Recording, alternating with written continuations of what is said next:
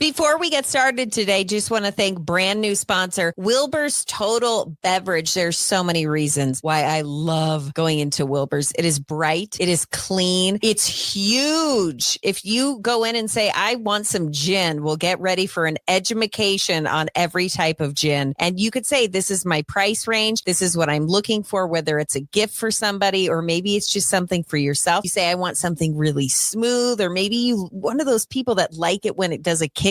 I'm not one of those people. I like the smooth drinks, but everybody's different. That's why when you go into Wilbur's Total Beverage, you're going to be able to pick exactly what you want with the help of their many experts on site. Also, follow them on social media. They're constantly posting things that they've got going on in the store, different events, different products that they're showcasing. There's just so much at Wilbur's Total Beverage, and I just love it. It's kind of our go-to. Anyone who has a birthday and it's like, we're going to a party, we got to get them a gift, we go to Wilbur's Total Beverage because you're going to get something that they absolutely love. So go check them out. They're in Fort Collins off of College Avenue. Wilbur's Total Beverage is a proud sponsor of the podcast. I'm going to say the thing you're not supposed to say. Let's talk about marriage. They have like a 2-second rebound rate and you're back doing the next pain in the ass thing. Parenting. Oh my gosh. They have sucked the pretty right out of me. They treat me like it, and I do their laundry. Lucky me. Sex. I'm caught between two evils. I generally like to take the one I never tried. Scary stuff like ghosts. I know it's totally out of left field, but just go with me on this. Boo, you whore. Love. And give you what you need. That's all. I'm talking about taking care of each other the best you can. What's wrong with taking care of a woman? She takes care of you. Friendships. Link in her necklace says best friends forever. You sure you want it to say forever? I don't think you guys will be best friends forever, no offense, but sometimes you grow apart. And maybe she'll find a new best friend. They end up doing everything together.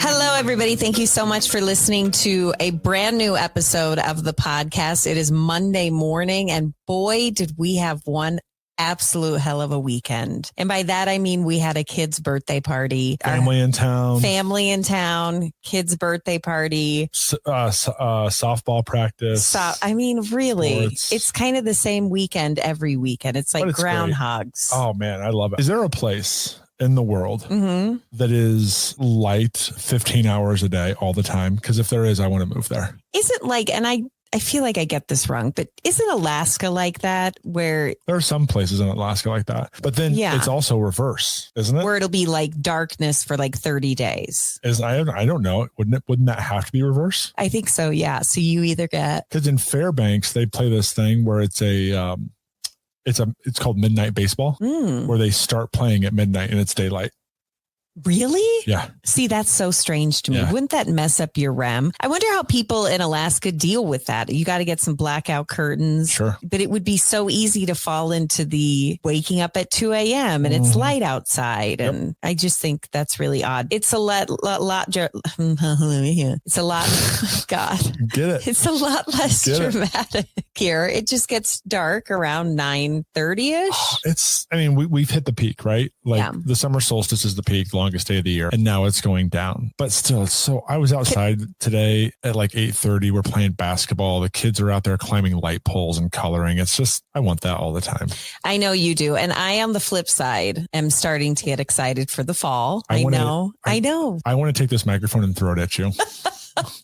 He wants to open this window by us and kick my ass out of the window. Don't. It's okay, but I respect the fact that you love summer. You should respect the fact that I love fall. But you don't get depressed during the summer. I get depressed during the winter. Like, it's 4:30 and it's dark out and you can't go outside ever. Do you hear what he's doing right now? That's what I get to hear like 8 months out of the year. Oh, it's dark out. I'm depressed. I hate this. I hate it. We need to move to California. And I choose to enjoy. I like rainy days, gray days sometimes. That feels nice. Okay. Sunshine is nice. And listen, I enjoy the summer, but I am a fall person. I don't like wearing shorts out. I'm turning into my dad. Listen, I could do fall. It's really everything past Christmas to spring break. Yeah. Can pound sand. Can just piss off. Just get out of here. What are you doing? We don't need you. Would you want to live in a state, though, where there are no seasons?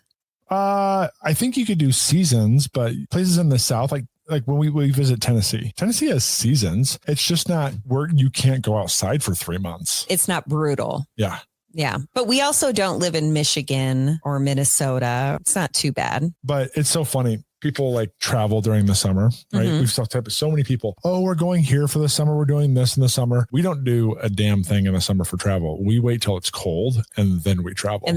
That seems to make better sense. I don't know. In our opinion. Why would you leave when it's nice out? Yeah. Leave when it's really cold and crummy outside and just go somewhere warm. But isn't that, see, that's my point there, right? It's better when we leave somewhere cold and go somewhere warm. It's better. Yeah, it is. It's like a shock to the system. Why not just be warm? I don't know, because I think that I like having that little bit of difference. A little bit of difference is okay. There. But there was a point last year where it was negative 25 degrees. Yeah.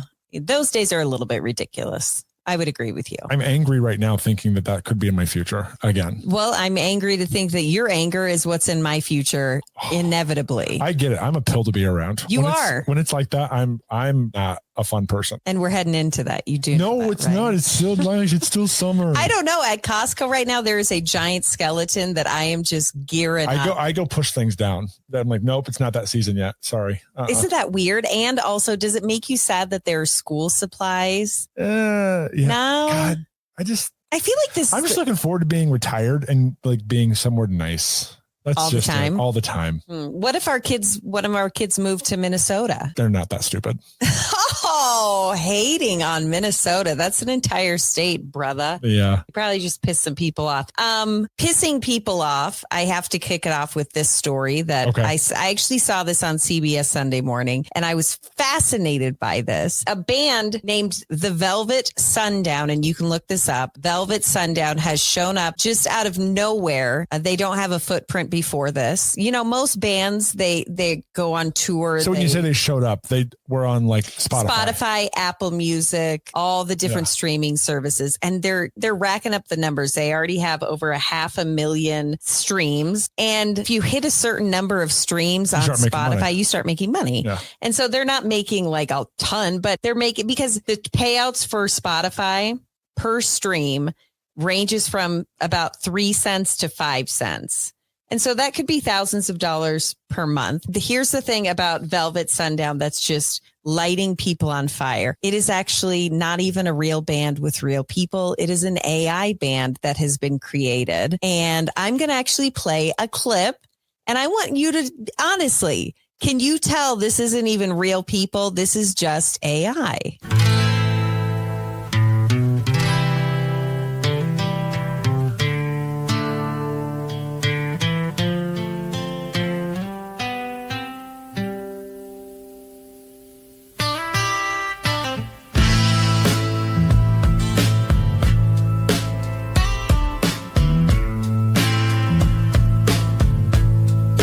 Dust on the wind, boots on the ground, smoke in the sky, no peace found. Rivers run red, the drums roll slow. Tell me, brother, where do we go? Raise your hand, don't look away. Sing out loud, make them pay. March for peace, not for pride. Let that flag turn with the tide.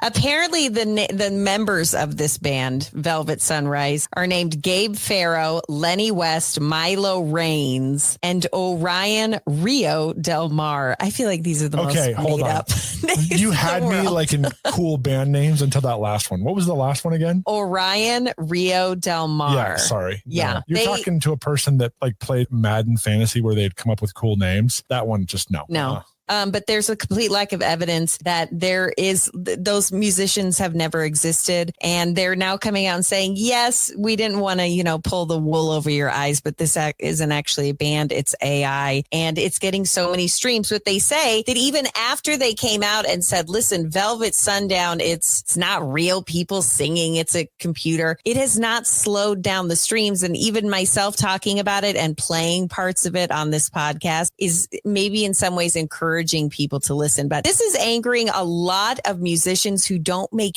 any money. I'm actually looking them up. They're over what you said on Spotify alone. Yeah. 1.3 million monthly listens. See, the one that I'm looking at right now, the article says 550,000. And you're saying it's more than twice that. Almost 3 times that. That's insanity. So people are coming out and they're saying, well, this screws over real musicians who are out there being creative, writing songs, music, and they're getting screwed over by this AI band who is garnering higher numbers than 98% of people out there trying to make it as a musician, if not higher. What are your thoughts on an AI band? I don't know enough about it to care. What if they come out with a song that's really good? I'm sure they will at some point. And you'll like it. It won't matter to you. Sure. I wonder how many people just on principle will say, I will never listen to an AI band. Well, what's the difference? So, okay, I know there's a difference, but what about just covers or sampling? Are you talking about like when Demi Lovato sings and it's so highly robotic that you're like, this isn't real? Right. Or Mark Ronson completely steals Marvin Gaye's song. Mm-hmm. You know what I mean? Like, yeah. Yeah, but sampling is a lot different than AI generated. That's not real. Okay. So anyway, we were talking about that and how interesting it is that these, I don't even want to call them robots, but this, what do you call them? Robots, a computer program? I guess that's a robot. Is making a lot of money and it just keeps racking up more and more. But the person who created the band as AI, like the prompts, like do this, do this, do this, is making money. I don't know how it works. How does AI work? Does the person program it? Yeah, just like if you created a YouTube channel and you've done this, you've watched these in the house where you'll like listen to winter music and you'll have something up on the screen that's just like a winter medley, but someone just put some animation towards it. That's true. The person who created that stuff, they get the money. Is getting the money. Yeah. So whoever it's his account or her account. Well, they're saying, let me read through this. No YouTube content. Okay. So if you watch it on YouTube or I don't know what Deezer is. Deezer is another platform. They actually market AI generated. They actually market AI generated content. So even the platforms, these two are acknowledging that the band is fake, but on other platforms, users aren't warned like that this isn't even real. Do you think that users should be warned or should that not matter if it's a good song? Users should be warned. I think so too. So in a advertising space, if you are like what's called a branded content or native content, you have to say this is an ad. Like you've seen that on social media. Yeah. This person's partnering with them and you'll say ad or sponsored by. Well, apparently this band, Velvet Sunrise, has an Instagram account and you can tell just by looking at it, which you can. Sure. I will post a picture on the social media pages if you follow the podcast across everything. I will post a picture just of their profile picture and you'll be like, this is obviously AI generated. That's the thing. Now AI generated pictures for the most part. Yeah. They're still somewhat kind of corny. Yeah. Still. So you can tell. They're getting better. They're getting better and soon you won't be able to tell at all. And then it does really suck for the real artists out there who aren't robots. Sure. Okay. Question for you. Okay. What are you at, like 300 episodes? More than that. I am almost 400 episodes. Mm-hmm. What if you could take your 400 episodes and put it into a program and say, create me an episode based upon current events and things that my tone, everything else I talk about. Would I do it? And it just populates your episodes. See, that's so tempting because how easy would that be? Mm-hmm. You don't have to come up with, content to talk about. You don't have to come up with the delivery of how you're going to deliver it so it makes sense and it's appealing. Yeah. I mean, really, there are so many things with AI that are tempting. So do you know that I don't know who did this? Okay. No idea. But very popular. I think one of the most popular, if not like top 5, the Joe Rogan podcast. Yeah. Joe Rogan, right? And I'm looking it up right now to see. There is a podcast that is out there, was out there. Let me see. Looks like it stopped, but it's called the Joe Rogan AI Experience. Okay. And like there's an episode that came out last year where Joe Rogan interviews Steve Jobs. Steve Jobs has been dead for, I don't know, 10 years, 12 years, 15 years, whatever. Yeah. But it's Joe Rogan interviewing Steve Jobs, but it's all AI. And that's the thing is I have to wonder, the job that I previously did in radio, how long is that going to be a thing for real people? When, you could just plug it in and say, talk about this, this, and that, and then go. And it sounds like a real person and they're talking. How would you know any different? And then you don't have to pay people. You don't have to pay insurance. You don't have to pay. I mean, it's kind of a win-win for corporations. And it's a lose-lose for actual people who are doing the job. Not to make it a big downer, but that's happening like at Microsoft right now. Really? Microsoft has went through like 2 big layoffs recently, and Facebook or Meta has come out and said like the basic level of coding and programming, about 60% of it's going to be AI here in a little bit, like in like a year. See, and that's crazy. How many people are going to lose jobs? And then how are we going to make that work? How are people going to make money? That's the big thing. I mean, we're going to look back in 20 years and be like, all right, how do we navigate that? Yeah. Right. Because it used to be, if we're still around, if you 20 years ago, Okay. If you wanted to say, get a good job, go learn how to code, go learn computer engineering, go do that 20 years ago and like a big rise of it. Now that's the bottom of the freaking list because coding is going to be already done. It's going to be replaced. Yeah. So why learn it?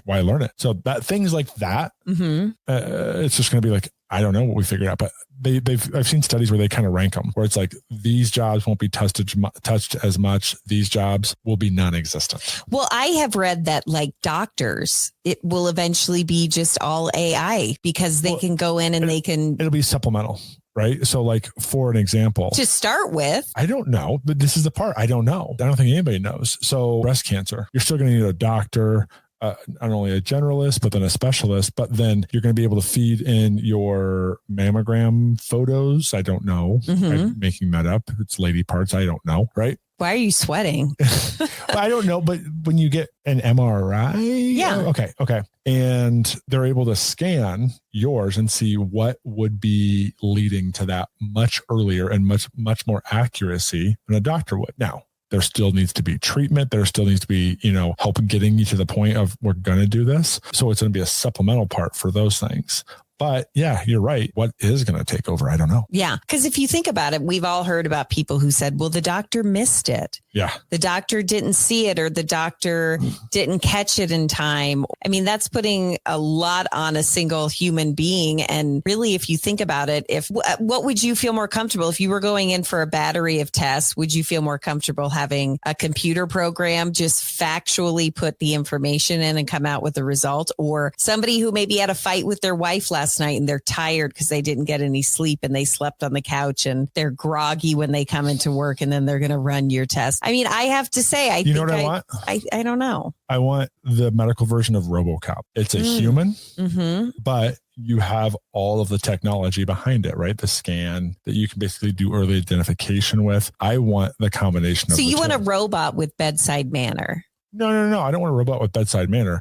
I want a human to guide the process. And then when it comes time for, hey, there's a need for early identification, scans of things, that I think is where AI is going to be the best thing in healthcare. Not knowing much about it, that's what I've heard. And that's what I think could be the pain point that needs to be fixed. Holy cow. All I know is this AI stuff is out of control and it's only getting deeper. This band is crazy. It's crazy to me that a band people would not know about it. And it's crazy to me that now platforms and streaming services are saying, oh, this band right here, it's AI generated. That's insane. I used it today. I used AI today. I'll give you an example, right? Okay. So we're talking, long story short, we're building a very, very large family table that we can have a lot of dinners on, like a lot of people at dinners, right? And so we found a photo of a table we liked, but just wasn't big enough. So I put it into ChatGPT and I said, identify the type of wood this is. They went through and said, it's probably these type of woods. And then I said,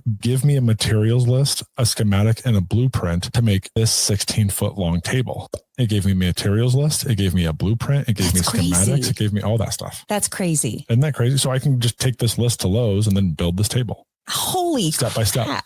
I'm always amazed by it. Ryan will I'll say, hey, can you punch up this email or will you just proofread this? And he'll say, just have ChatGPT do it. And I think, I don't know. That seems so weird. But then you do it and you're like, damn, that was easy. Because you could say, write this email and make it way funnier and make it put some facts about this in there sprinkled in. And it does it. Yeah. But you could say, I mean, it depends on the prompts.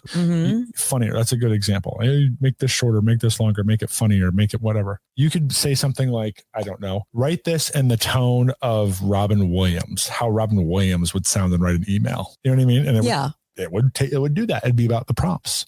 And that's an easy one. Like people are using ChatGPT and Copilot to punch up emails. Yeah. Easy, no problem. Use it as Google. But it does stuff like that, like where we used it today. I built me in 3 minutes a schematics, materials list, blueprint for the big table I want to build. That's crazy. Yeah. I just can't wrap my head around it. Off of uploading a picture of another table that I liked as inspiration. And that makes you think of, we had a few years ago, our backyard redesigned and we had somebody come in and do blueprints and you could take a picture and just say options. I know. And they gave us different options and they brought it to us. And it was kind of a long process where they're like, do you want this? And then you tweak it. And now again, that's another job that can be left to AI. It's crazy to me. There's a spot in our yard where we're going to do that with, where we took out that chair and we want to put something else in. Yeah. We're going to take a picture of that and be like, build this off of that. It's crazy. Give me 3 options. I know I keep saying it's crazy. It's like a broken record, but it's crazy. Crazy.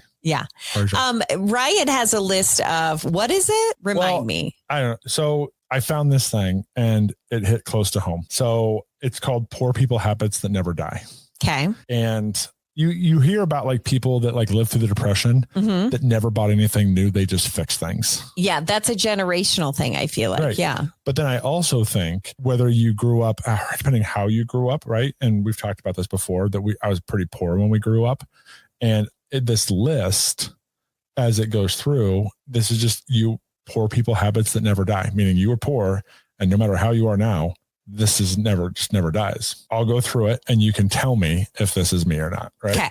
Got it. Turning off the lights when you leave a room. Oh God. You know what drives me insane is I will have like a night light that's plugged in somewhere and he will go and unplug it. And I think a night light, how much is that night light putting out? Nothing. What's worse? The night light stuff that I go off and turn off things. We don't need these things. Or talking to you about peak hour usage. The peak hour usage talk is at least 3 times a week where he's like, the toaster's plugged in. It's peak hours. We're paying 3 times as much as we normally would. But look, you got it. Yeah, that's because I hear it all the time. 3 times as much. Yeah, but at what point are you not living your freaking life? Right. But if you can run things that take a lot of power. Yeah. Space heaters, dryers, charging your electric car, right? Just do it later. Until you forget. And then the next day you wake up and you have no battery in your car and you're like, but would you rather it'd be the equivalent of driving down the street and being like, well, this gas is $10 or $9 and this gas is $3. I'll just go to the $9 gas.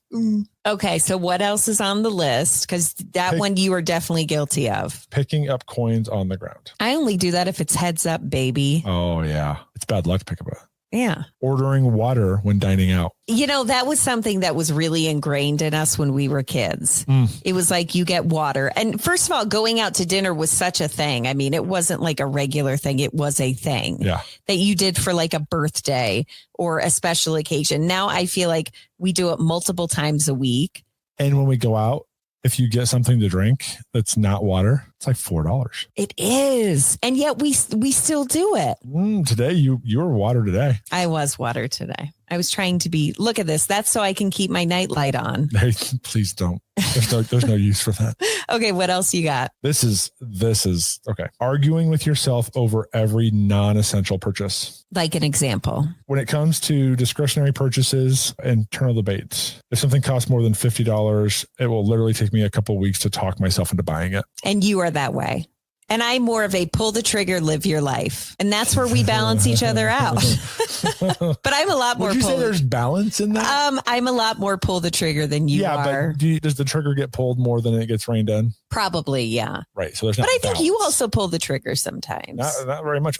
We've had family in town. It was a birthday weekend. Mm-hmm. And so we're out doing stuff and enjoying life and this, that, right. And I, probably 3 times this weekend, I'm like, screw it. Family's in town. It's a vacation weekend.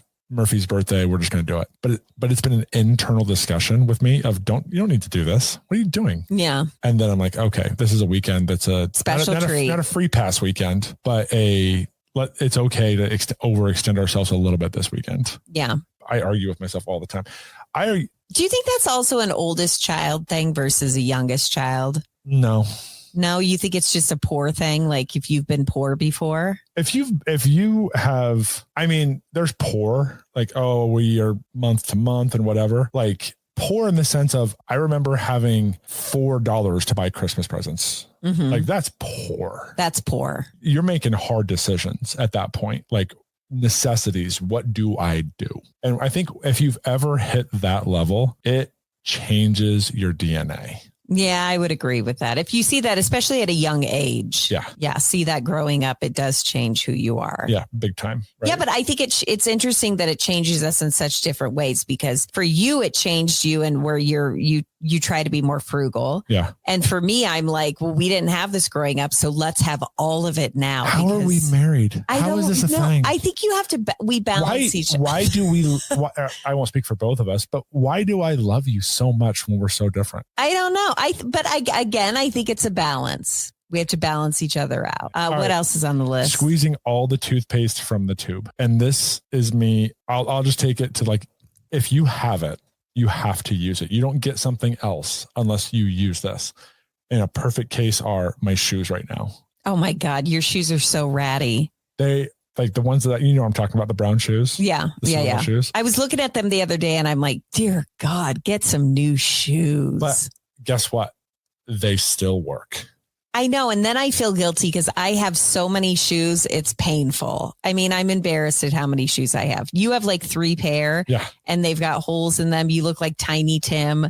And I am like, that makes me look horrible. But again, the difference in, I think, oldest versus youngest is we cope in different ways with how we were raised. I think that the oldest versus the youngest is a crutch that you rely on. It's a crutch I love to rely on. It means I get to go and buy shoes. Yeah. But I think for me, the squeezing the toothpaste from the tube really does. I don't buy something if I have something that works.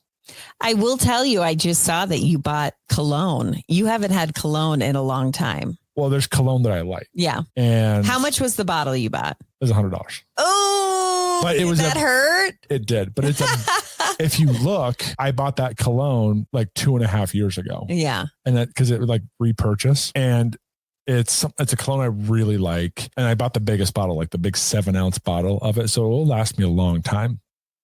But it's been a long time since I've had that. So much so that what have I been buying? I've been buying the $20 Target brand, right? What made you take the leap then? I genuinely like putting it on. I genuinely like it. Just makes you feel different. Yeah, it makes me feel a little confident. We're going through a tiny bit of a life change on my side, you know? And so I'm like, all right, yeah. Ryan's becoming a woman. Yeah. Just kidding. That's not it. But I'm going through a professional change, right? And so I'm like, all right, yeah, let's start this new. Let's start this fresh, how I like to be, Yeah. And it was also a Prime Day sale where it was like $30 off. So it would have been $130. Look at you being frugal. All right, it's on sale. all right, here we go. And I've been thinking about it, but I put it out of the cart like 4 times. So yeah.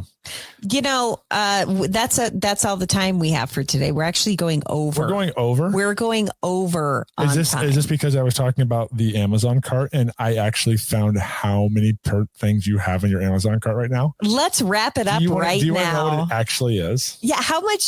Well, I think this is completely normal. I think it's normal and it's more of a lady thing where we add things to the cart that one day we're going to buy. And we talked about this the other day. Are you really going to buy a silk bonnet for sleeping?